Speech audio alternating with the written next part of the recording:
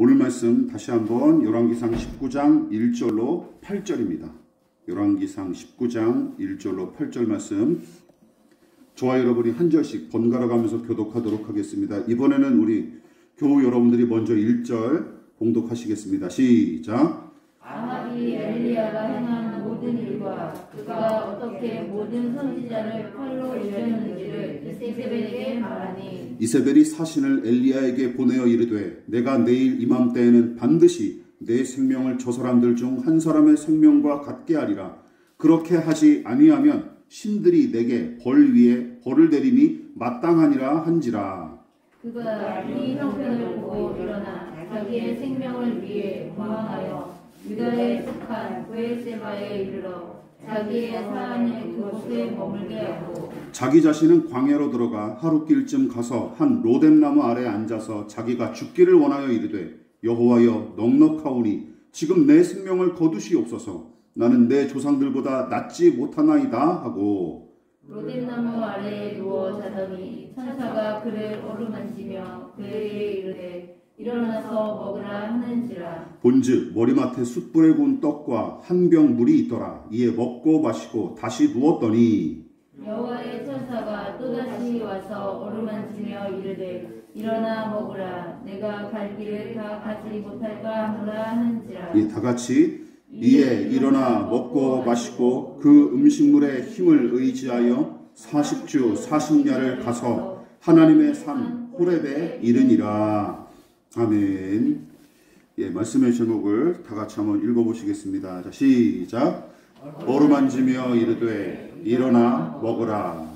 어루만지며 이르되 일어나 먹으라 하는 제목으로 하나님 말씀 전하도록 하겠습니다. 18장과 19장에 기록된 엘리야의 이야기만큼 이야기 자체의 낙차와 진폭이 큰 이야기는 성경 전체를 통틀어도 찾아보기가 힘들 정도입니다. 그만큼 흥미진진한 이야기다라는 뜻이죠. 그런 까닭에 TV 연속극처럼 재미있게 읽는 정도로 그치는 사람들이 적지 않고 혹은 엄청난 기적을 연달아 일으킨 비법이 무엇인지 설교하고 묵상하는 사람들도 꽤 많습니다. 그러나 본문은 진짜 말씀드렸지만 기적이 무슨 일상이 되는 삶, 기적을 일으키는 믿음, 그런 비결에 관한 내용이 아닙니다. 생각해 보십시오. 엘리야처럼, 아니 엘리야보다 더 힘쓰고 애써 간절히 더 정성스럽게 제사하고 기도하면 누구든지 하늘에서 불과 비를 동시에 내릴 수 있습니까?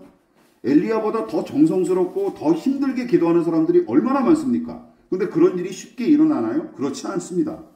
인간의 노력과 의지는 자연 법칙을 초월하는 기적과 신비를 만들어내지 못합니다. 믿으십니까? 기억하십시오. 오직 하나님의 뜻과 그분의 허락에 달렸을 뿐입니다. 19장에 기록된 엘리야의 실패와 침체도 마찬가지죠. 물론 엘리야가 아합과 만나라 내가 큰 비를 내리리라 하신 하나님의 뜻 정도로 만족하지 않았고 제멋대로 아합과 이세벨의 굴복과 변화를 목표로 삼았던 게 문제였지만 그조차도 하나님의 허락 안에서 일어나는 일임을 명심해야 합니다. 그래서 우리는 지난 시간에 어떤 하나님에 대해서 살펴봤어요? 시작. 엘리야에게 실패와 침체를 허락하신 하나님을 살펴봤습니다. 여기서 엘리야는 다시금 낯선 하나님을 만났던 것이죠. 17장에서는 가뭄과 기근과 아이의 죽음 등의 고난과 고통을 허락하신 낯선 하나님을 만났다면 19장에서는 더 깊이 자신의 소원을 모른 채 하시고 기도마저 외면하시는 것처럼 보이는 하나님을 몸서리치게 체험하는 중입니다. 다행스러운 것은 실패와 침체가 단지 아픔과 손해로 그치지 않고 엘리야에게 영적인 유익을 가져다 줬다는 사실이죠. 자, 그래서 엘리야가 그 영적인 유익 중 하나를 누렸는데 본문은 어떤 하나님을 또한 소개합니까? 시작. 엘리야를 늘 지켜보고 함께 하시는 하나님을 언급하죠.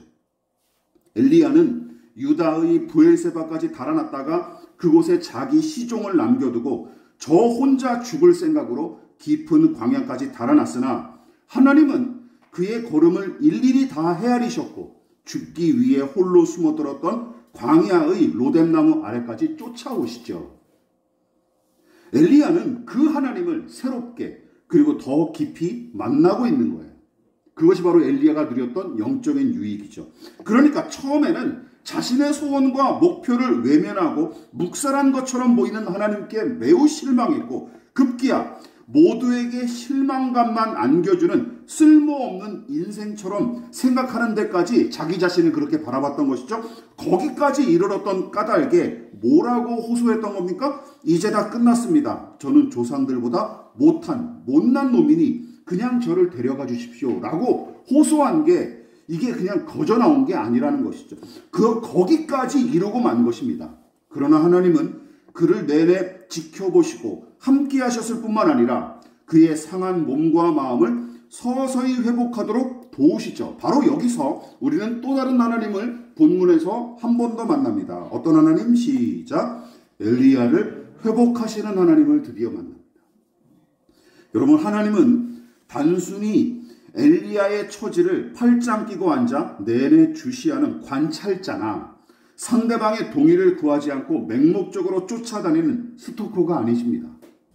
하나님이 내내 함께 하시고 지켜보신다 그래서 구경꾼이나 스토커처럼 취급하면 안 되는 것이죠. 오히려 부모님의 마음으로 지켜보고 함께 하시는 분이 우리 하나님이세요. 그러나 마냥 지켜보고 함께 하시는 정도로 끝나지 않습니다. 지켜보고 함께 하시는 이유가 있는 것이죠. 그것이 무엇입니까? 바로 지켜보고 함께 하셨던 그 사람을 고치시고 새롭게 하시는 데까지 나아가는 것. 즉 회복과 치유를 통한 한 사람의 변화와 성장이 믿는 자들을 향한 하나님의 궁극적인 목적이라는 사실이죠. 자, 그렇다면 하나님은 어떻게 엘리야를 회복하고 치유하셨을까요? 그리고 그의 회복과 치유를 위해 어디서부터 어디까지 일하셨을까요? 자, 그다지 깊이 생각할 필요가 없습니다. 왜냐하면 본문에 직접적으로 언급되었기 때문이죠. 자, 길지만 한번 이 내용을 자세하게 한번 다시 곱씹어 생각하시면서 찬찬히 읽어보십시다. 시작. 로뎀나무 아래 누워 자더니 천사가 그를 어루만지며 그에게 이르되 일어나서 먹으라 하는지라. 본즉 머리맡에 숯불에 구운 떡과 한 병 물이 있더라. 이에 먹고 마시고 다시 누웠더니 여호와의 천사가 또다시 와서 어루만지며 이르되 일어나 먹으라. 내가 갈 길을 다 가지 못할까 하노라 하는지라. 이에 일어나 먹고 마시고 그 음식물의 힘을 의지하여 40주 40야를 가서 하나님의 산 호렙에 이르니라. 결론은 여기서 끝났습니다. 여러분, 가벼이 여겨 지나치기 쉬운 구절인데 왜냐하면 독특하거나 특별한 조치가 없기 때문이죠. 그렇죠? 다만 하나님의 천사가 자포자기에 빠져 널브러진 엘리야를 찾아온 것이 신기한 일 중 하나일 뿐 나머지를 보십시오. 천사가 엘리야에게 조치한 일은 뭡니까? 그의 몸을 어루만지면서 일어나 먹어라 하고 격려의 말을 건넨 것과 함께 숯불에 구운 떡과 물 한 병을 미리 마련하여 2번씩이나 먹이고 또 누워있는 그대로 편히 쉬고 충분히 재충전하도록 권고한 것이 전부입니다. 여러분, 이 부분이 참 의미심장합니다. 생각해 보십시오. 하나님은 엘리야를 위해 당신의 천사까지 보내주셨으나 천사가 한 일이라고는 뭡니까? 고작 어루만지고 말하며 음식물을 먹이고 편히 쉬게 한 것밖에 없습니다. 그러니까 부러진 뼈가 다시 붙거나 한 번에 다시 붙거나 불치병이 단번에 고침을 받는 기적이 일어나는 것처럼 천사가 그의 몸에 손을 대자마자 침체와 절망에 잠식됐던 마음이 단박에 회복되는 식으로 그를 고치신 게 아니라는 것이죠. 아니, 왜 천사까지 보내셨는데 그렇게 하실 일 아닙니까? 보십시오. 무슨 신령한 기운이나 영적인 능력을 새롭게 부여받아 회복한 것도 아니죠. 하나님은 특별히 영적인 존재인 천사까지 보내셨는데도 그저 말을 걸고 먹이며 어루만지며 쉬게 한 정도로 그친 것이 의아할 따름이라는 것이죠.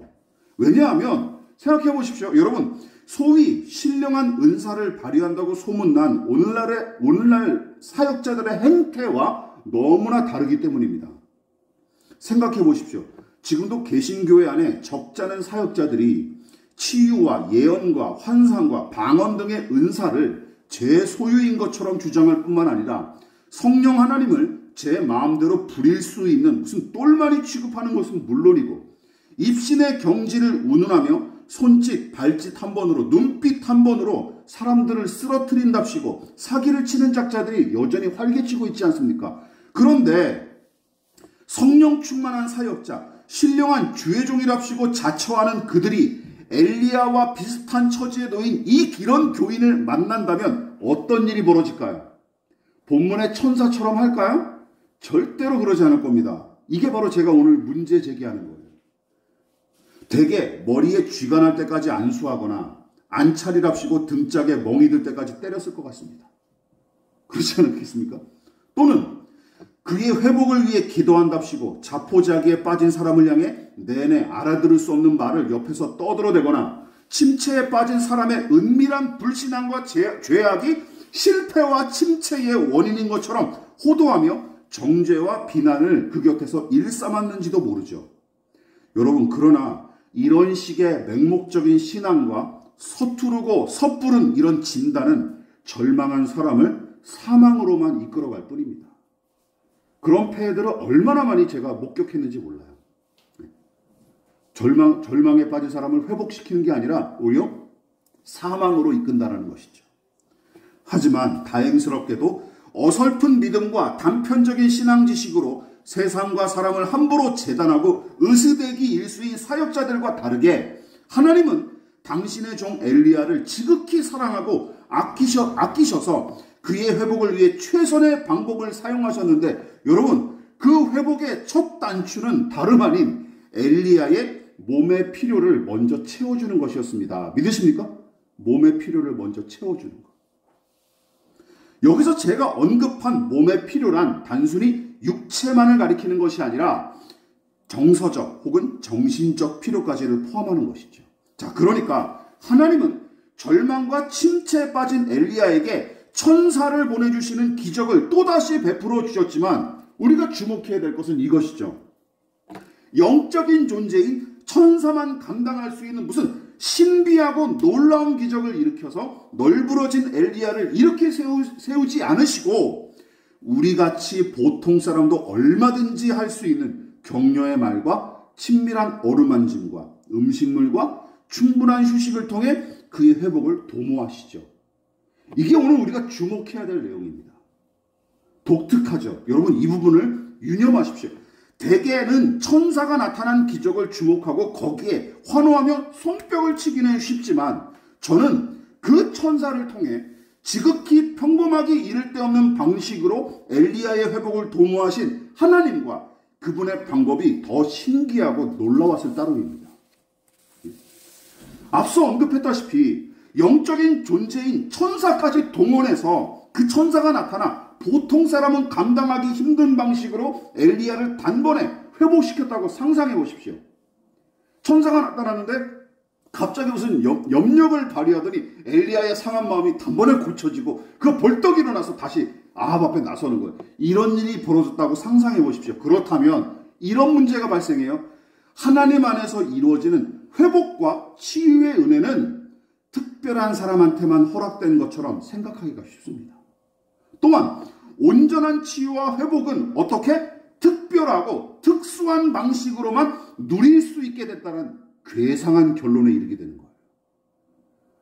특별한 사람만 이런 은혜를 이런 능력을 발휘할 수 있고 또 특별한 사람만 이런 은혜를 누릴 수 있다는 결론에 이른다니까요. 저와 여러분 같은 평범한 사람들한테는 이런 은혜는 제외가 되는 거예요. 그러면 이게 문제죠.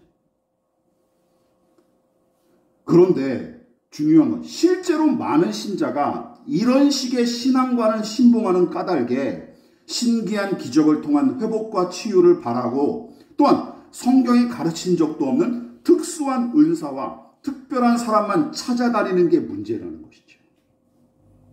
이런 말씀을 제대로 보지 않고 특별한 은사, 특별한 사람만 찾아다니는 거예요. 그리고 마치 내가 그런 특별한 자격을 얻어서 이 은혜를 누릴 수 있는 권한을 얻어야지라고 생각을 한다니까요. 게다가 더 큰 문제는 무엇입니까? 그런 연약한 신자들의 심리를 이용하여 사기를 치는 사역자들이 활개를 치는 것이 문제죠. 여러분, 교회의 현실을 보십시오. 어제 오늘의 일이 아닙니다. 그런데 하나님께서 천사를 통해 엘리야를 회복하신 방법은 너무도 평범했던 까닭에 도리어 의아하게 보인다니까요.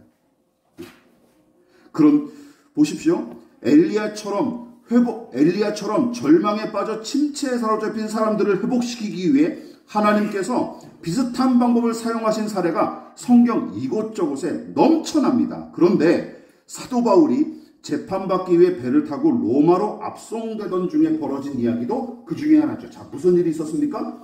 바울을 태운 배가 큰 풍랑을 만나는 바람에 선장과 선주를 포함한 276명이 14일 이상을 표류를 했고, 바다 위에서 뚜렷한 대책조차 마련되지 못했던 까닭에 배 위에 있던 모든 사람이 식음을 전폐할 정도로 낙심하는 일이 벌어졌어요.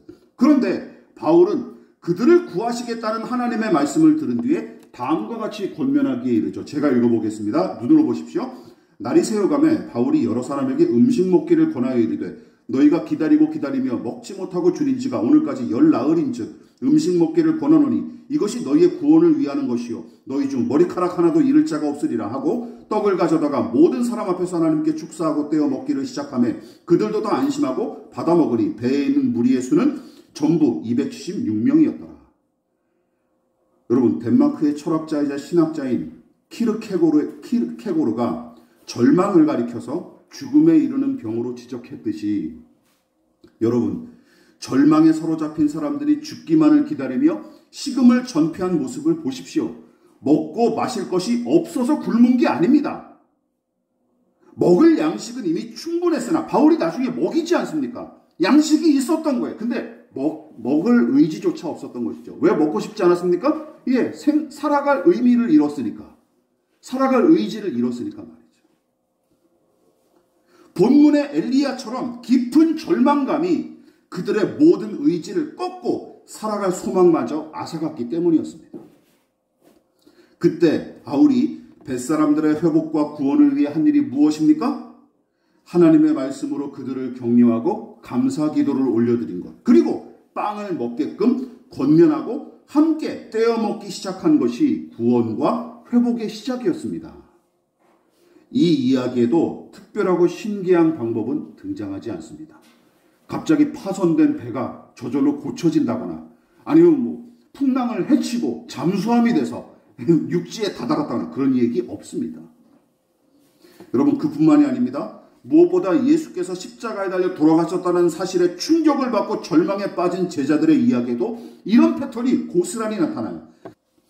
제자들이 낙심과 절망과 불안과 공포에 떨며 숨어 있었을 때 예수님은 그들의 연약한 믿음과 낙심한 상태를 도우려고 여러 가지, 부활하신 이후에도 여러 가지 일을 감당하셨는데 그 중에 한 가지가 바로 그들과 더불어 먹으며 격려하신 것이었죠.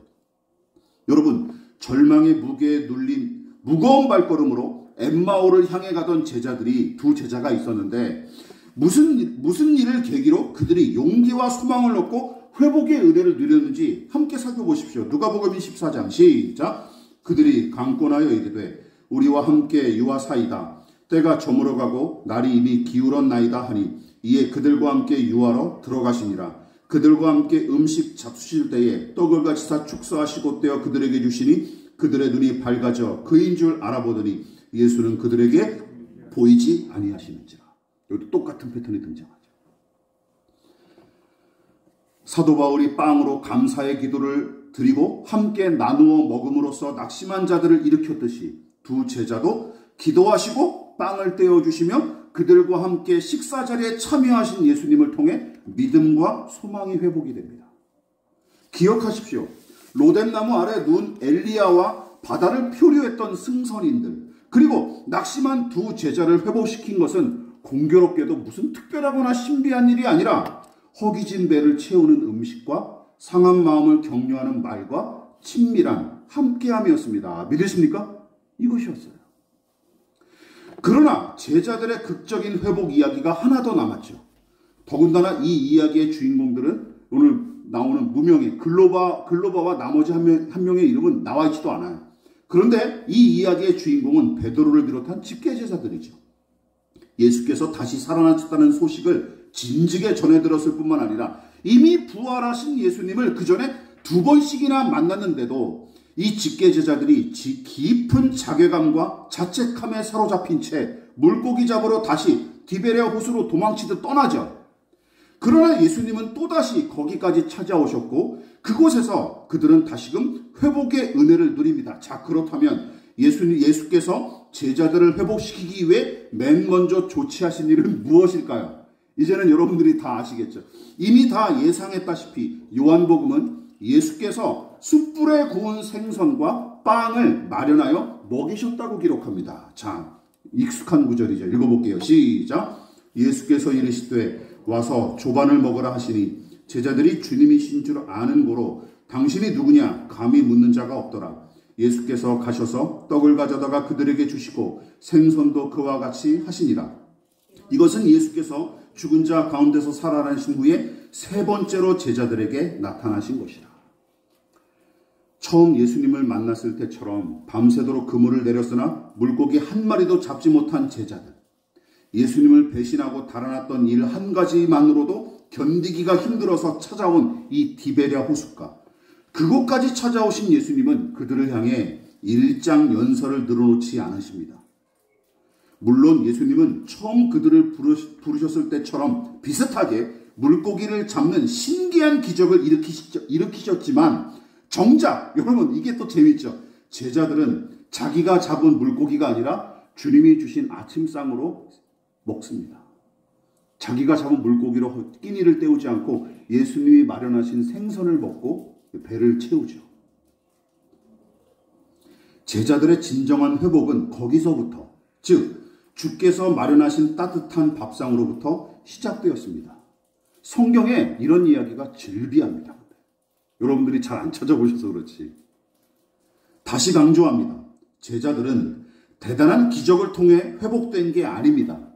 그저 차갑고 피곤한 몸을 녹이는 따뜻한 숯불, 평범한 한 끼 식사, 묵묵히 함께 해주기, 말 걸어주기부터 시작되었어요. 본문의 이야기와 너무 닮아있지 않습니까? 엘리야의 회복 이야기가 말이죠.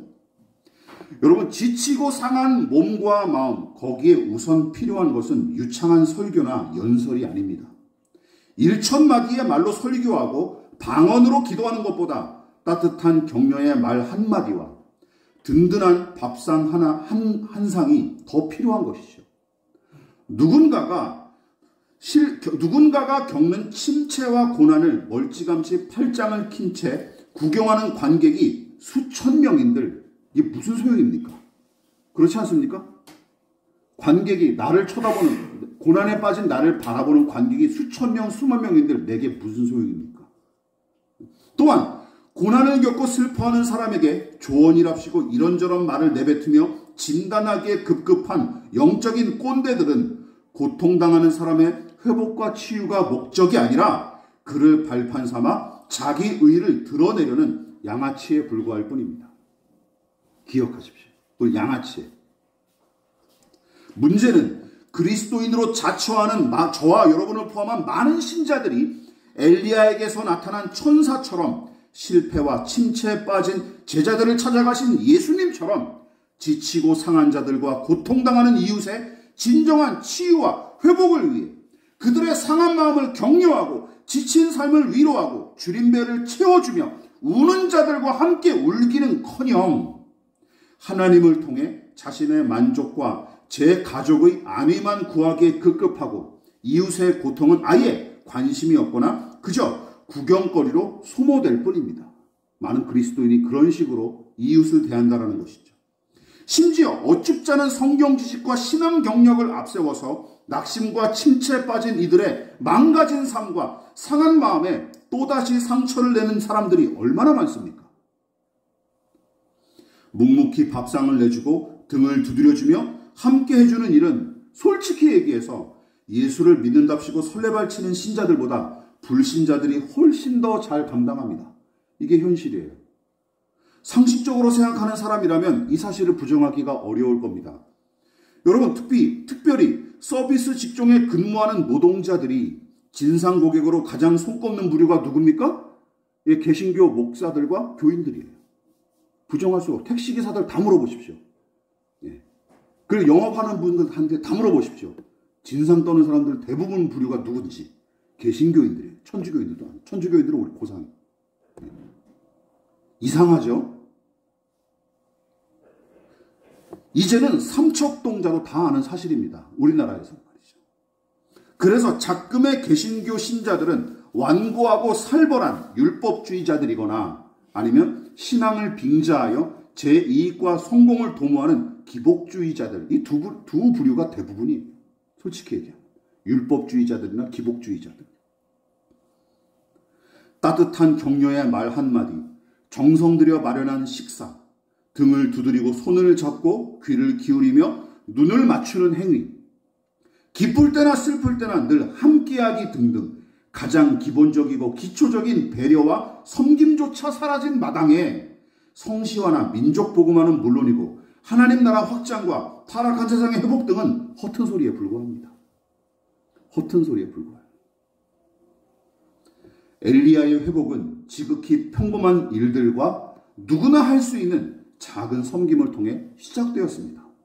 하나님은 본문의 이야기를 통해 우리에게 다음과 같이 말씀하고 계신 거예요. 같이 읽어볼까요? 시작. 너희도 그렇게 하라. 그래서 신기한 천사가 나타나는 일이 벌어졌으나 어떤 일을 한 거예요? 그 천사가 하는 일은 우리도 할 수 있는 일.